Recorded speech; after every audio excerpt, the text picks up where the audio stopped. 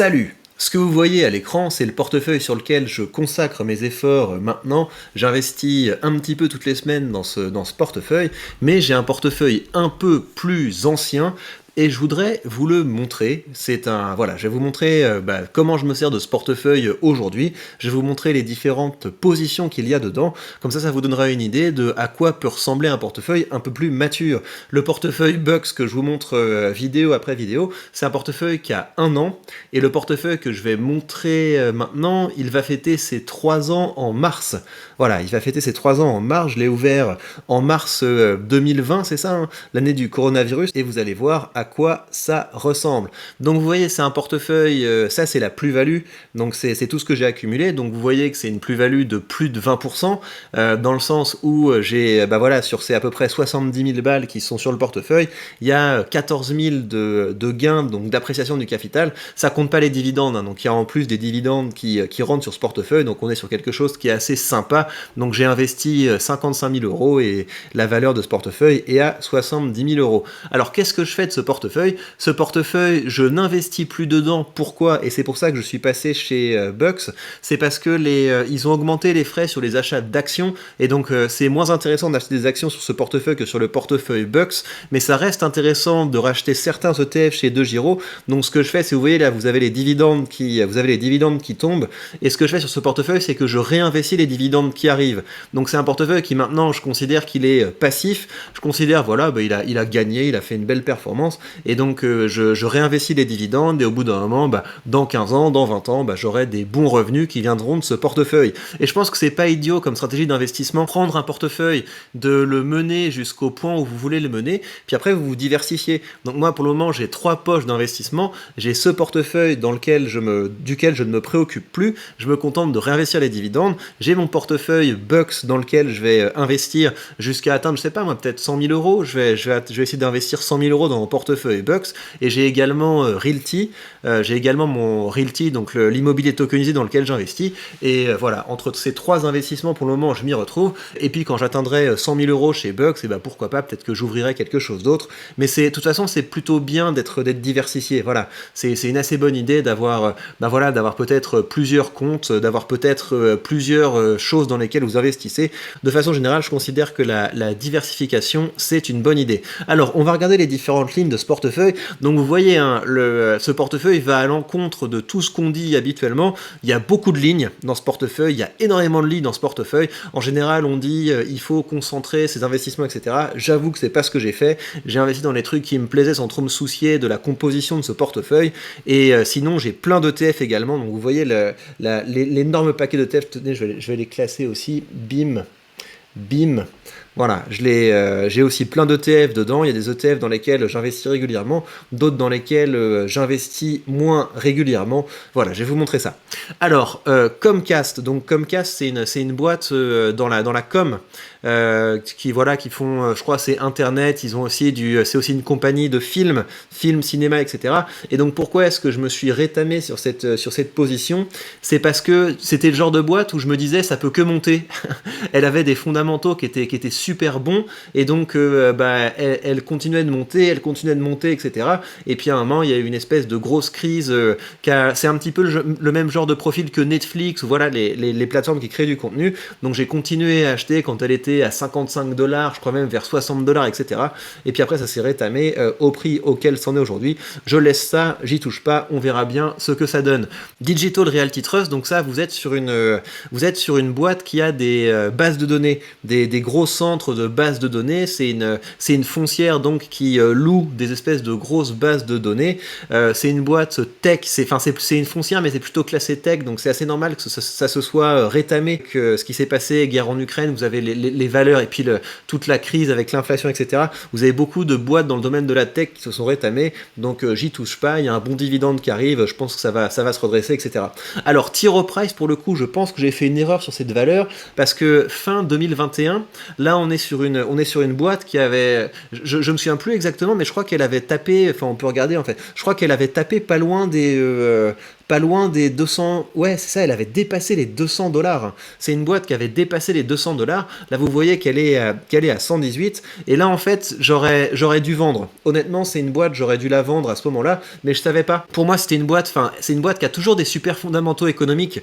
C'est très beau, elle augmente son dividende très rapidement. Et je l'ai pas vendue parce que j'avais pas conscience de du côté cyclique de ce genre de boîte. Et une boîte comme T. Rowe Price, de la même manière qu'une boîte comme BlackRock, c'est des boîtes qui vont vraiment se casser la figure quand la bourse se casse la figure. Donc Main Street Capital, sur ce portefeuille, je suis en moins-value dessus, mais je me soucie pas de ça. De toute façon, ça, je l'ai pour le rendement, pas pour l'appréciation du capital. ST Microelectronics, Altarea, ça, j'ai pris une boîte pour une part pour voir, et c'était pas un super bon pari, je l'ai acheté à un mauvais moment. Je l'ai acheté juste avant que cette boîte dilue les actionnaires en faisant une levée de capital. Amundi, c'est un équivalent français de BlackRock, donc c'est pareil, c'est normal que ça souffre un petit peu avec les autres. Obey, petite boîte tech, voilà, j'ai ça pour le fun dans le portefeuille. Orion Office, ça c'est une boîte, je ne l'ai pas choisie, mais c'est une boîte qui est née d'une scission au sein de Realty Income. Des fois, vous avez les boîtes qui séparent une partie de leur activité pour créer une nouvelle entreprise, et quand vous êtes actionnaire de la première boîte, bah, vous avez vous avez des parts au prorata du nombre d'actions que vous aviez. BlackRock, dans ce portefeuille, je l'avais acheté pareil au plus haut avec T. Rowe Price, et donc ça a pas mal remonté, mais je suis encore sous mon prix de départ. Schneider Electric, voilà, ça c'est des boîtes françaises, Schneider, Sanofi, c'est des boîtes, si vous voulez, c'est des bonnes boîtes, mais la fréquence du dividende me dissuade d'investir plus régulièrement dedans. Alors on a un peu de McDonald's, un peu de Coca-Cola, mine de rien, McDonald's, enfin vous vous rendez compte de la plus-value que j'ai faite, mais j'avais acheté qu'une action, et en fait McDonald's c'est une entreprise, je l'ai jamais vu baisser, c'est une entreprise, j'ai l'impression qu'elle a fait que monter, et en fait ce qui m'a dissuadé d'acheter plus, c'était que je me disais, mais c'est quand même une boîte qui est un peu mature, c'est un secteur, enfin quand même la malbouffe, c'est pas un truc qui a énormément d'avenir, bah j'aurais dû investir plus dans McDonald's, mais voilà, j'ai pas eu le réflexe.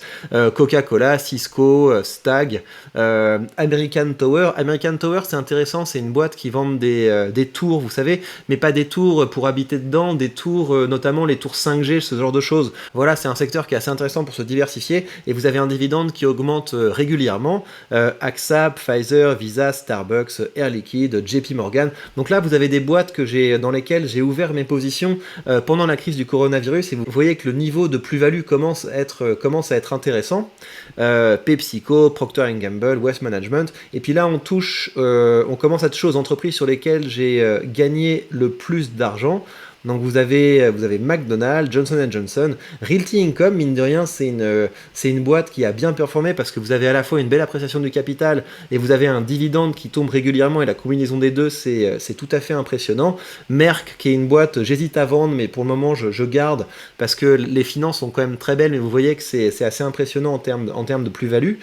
Consolidated Edison, ça, vous avez une grosse partie de la plus-value qui vient du fait que j'ai vendu la moitié de ma position à un moment où où ça avait tapé ses plus hauts. Apple, pareil, machine à cash. Donc ça, vous voyez, quand on a sur le long terme, hein, ça vous donne un peu une idée de ce qu'on peut s'attendre avec ce genre de boîte tech quand on investit sur le long terme. Archer Daniels Midland, ça c'est pareil, grosse plus-value parce que j'ai vendu la moitié de ma position. AbbVie, c'est pareil, grosse plus-value parce que j'ai vendu la moitié de ma position au bon moment.